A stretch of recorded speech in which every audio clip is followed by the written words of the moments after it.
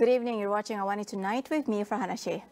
The International Court of Justice has ordered Israel to take all measures within its power to prevent genocide. In a sweeping ruling, a large majority of the 17-judge panel voted for urgent measures which covered most of what South Africa had asked, but stopping short of ordering a halt to Israeli military action in Gaza. While the ICJ did not order a ceasefire, it said it would not throw out the genocide case, ruling that the Palestinians is a protected group under the 1948 Genocide Convention.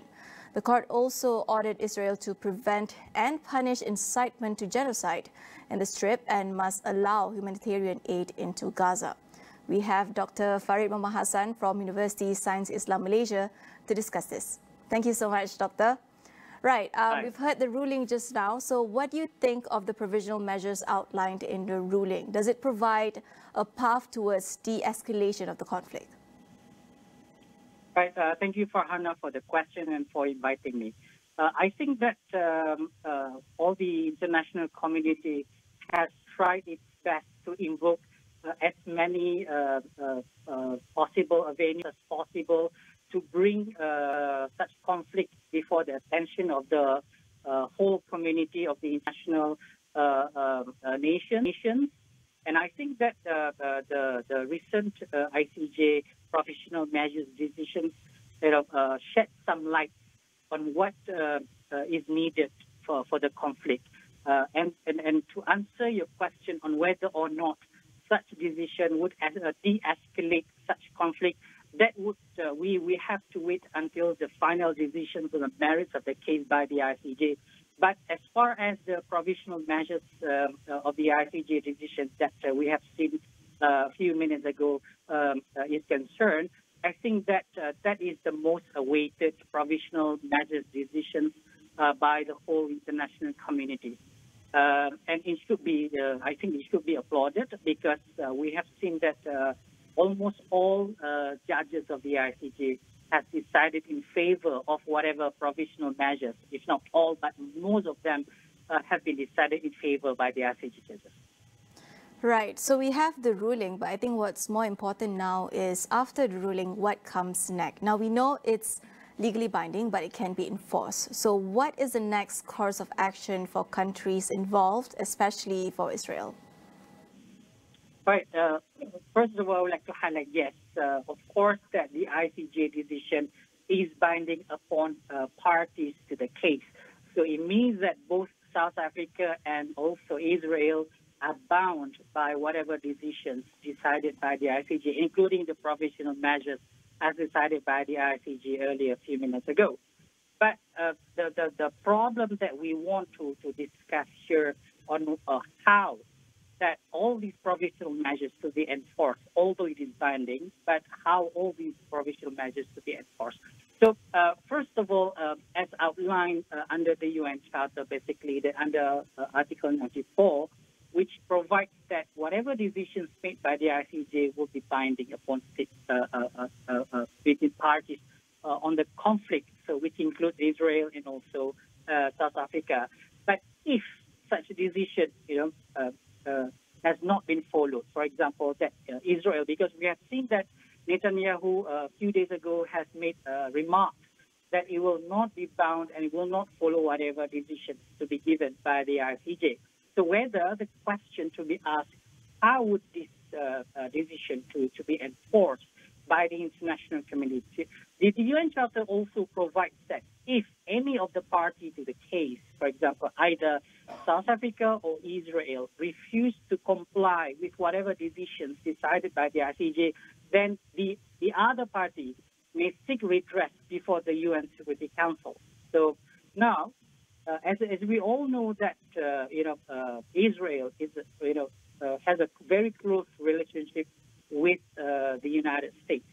So the question that comes to our mind is that whether the UN Security Council would be able to enforce such decisions given by the ICJ, because we have seen that most of the decisions or provisional measures as decided by the ICJ earlier requires preventions and punishments, and also humanitarian aid and so on, right? To be allowed to be given to the victims of the conflict.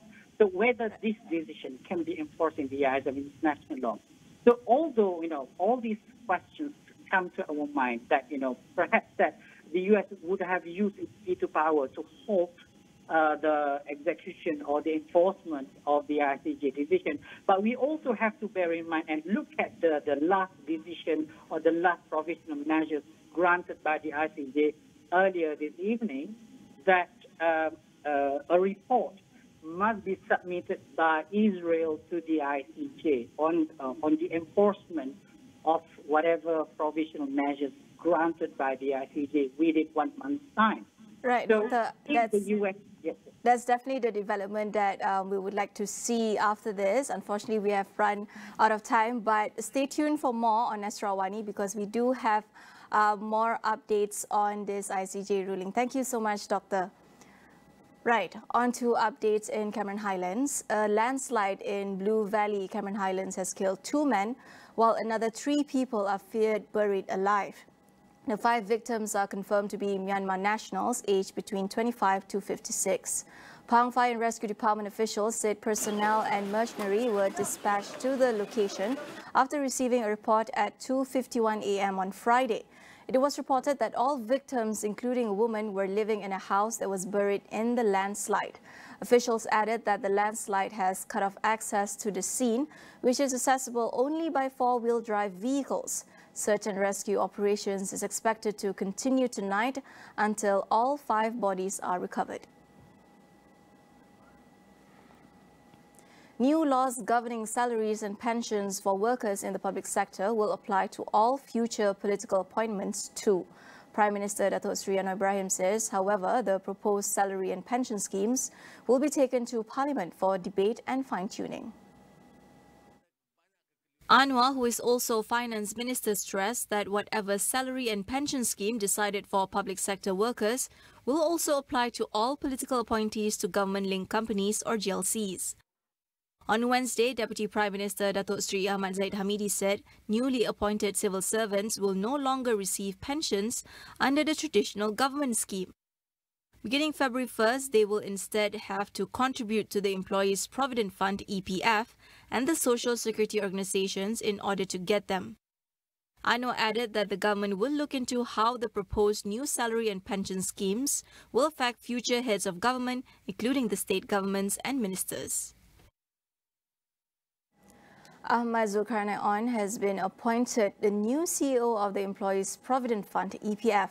Zulkarnain will take up the position on February 19th, following his resignation as the Group CEO of Pemodelan Nasional Berhad (PNB), effective February 19th. Zulkarnain was the Group CEO of the country's largest asset manager since July 2020.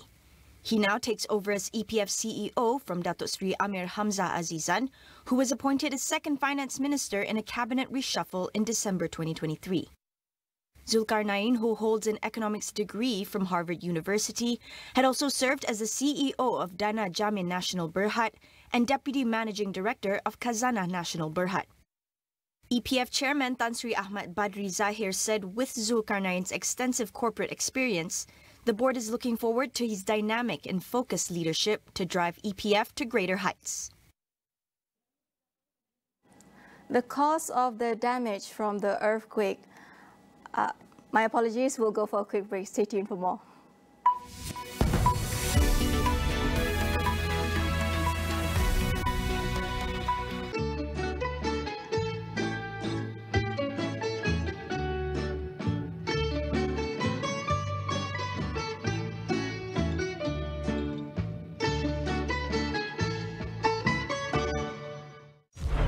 Filem lebih daripada sekadar cerita. Let them come.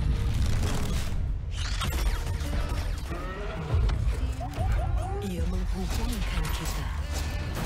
We are going to stop that monster. I'm working on this new case, a missing scientist. Memberikan momen dihargai. Do I look like a killer? They're coming to get me. Mengeratkan pertalian. We're gonna have to fight. Dan mendekatkan kita. Stream bila-bila masa di mana jua. WhatsApp Switch sekarang.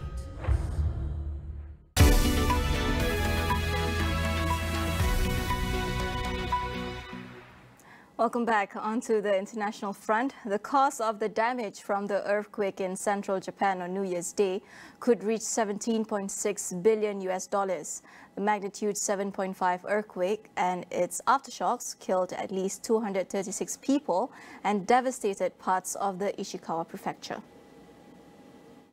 A government report on Thursday said the damage in Ishikawa and two neighboring regions was likely to cost between $7.4 and $17.6 billion. The quake flattened homes, damaged roads and ports, and cut off power and water supplies. The report said that while Ishikawa accounted for only 0.8% of Japan's GDP, some local factories, including power semiconductor manufacturers, were unable to resume production after the quake, affecting supply chains. The earthquake is likely to have a lasting impact on the country's economy. However, the total damage is a far cry from the cost of the massive quake and tsunami that struck northeastern Japan in March 2011, which cost up to $114 billion in damage. South Korean President Yoon Suk-yeol has described an attack by a minor on a ruling party lawmaker this week as an act of terrorism. The incident comes just weeks after the main opposition leader was stabbed, fueling concerns about the safety of politicians ahead of general elections in April. Lawmaker Pae Hyun-jin, 40, was attacked by a minor who repeatedly hit her on the back of the head with a stone in Seoul's Gangnam district on Thursday.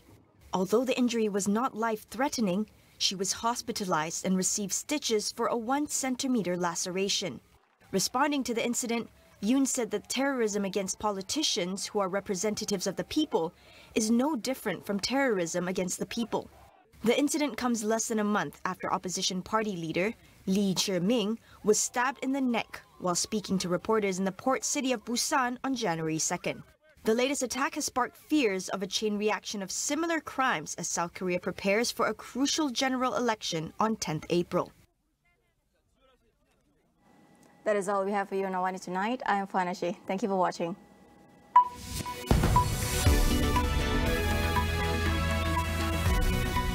Anak murid saya jatuh. Terus jadi misteri. Tapi macam mana cara dia jatuh? Mungkin juga dia kena rasuk. Kalau Borhan panjat tembok tu seorang-seorang. Dia bunuh diri tu. Kes apa pula kali ni? Dera. Siapa yang tergamak seksa anak saya ni, doktor? Jadi saya harap Puan dan keluarga bersedia untuk segala kemungkinan. Siapakah pelakunya? Semua orang boleh jadi suspek. Termasuk cikgu. Yang tahu